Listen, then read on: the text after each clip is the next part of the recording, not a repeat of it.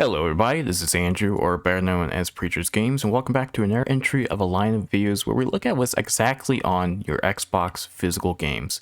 Today's game we'll be looking at is Code Vein 2, and the notable thing about that is because it's larger than 50 gigabytes, it is on two separate Blu-rays on the Xbox version.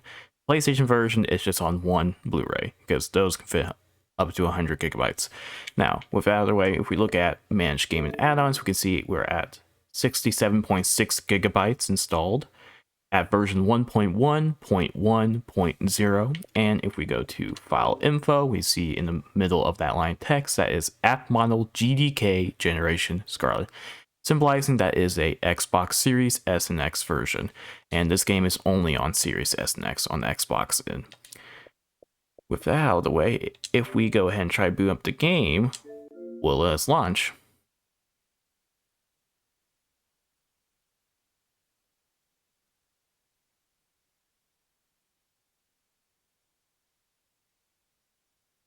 It'll just take a moment. I've seen it sometimes take a few seconds, or it'll take up to 20 seconds. It really depends.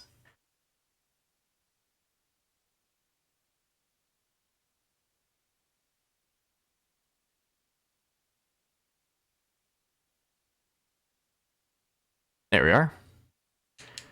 Loading right here, Bandai Namco, Shift, Unreal Engine. Yep. Okay, we're on the main screen. As you can see on the bottom right hand corner, this is game version 1.0.0.0. So this is literally the version only on disk.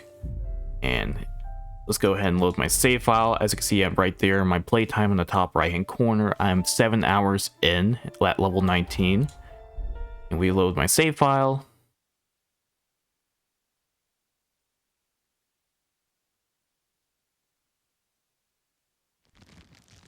All ready? Up, and away. As you can see, we're loaded in, and I'll show you how far exactly I am. This is the first section of the game.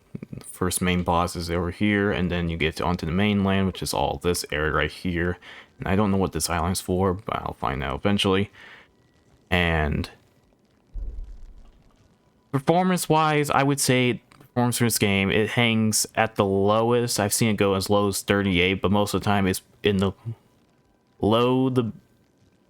mid 40s. It's the only time I've ever seen it go to 60 FPS is if we're in an area right here, but it's more like just very tight corridors. Not much is going on. This game does have performance issues, so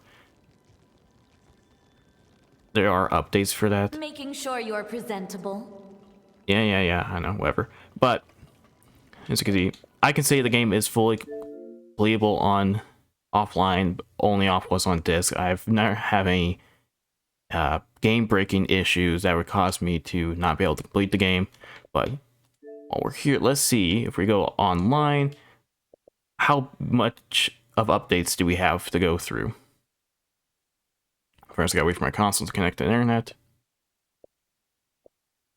Okay, and if we try launching the game, say we have an update, which is 17.7 gigabytes.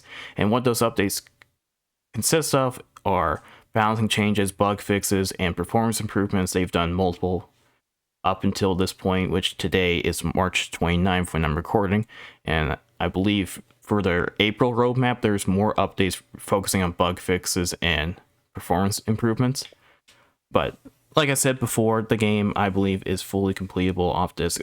I personally haven't had an experience with anything game breaking. I've seen a couple bugs, but they're more funny than breaking or anything, such as an enemy you knock over, they don't get up and they just die or whatever.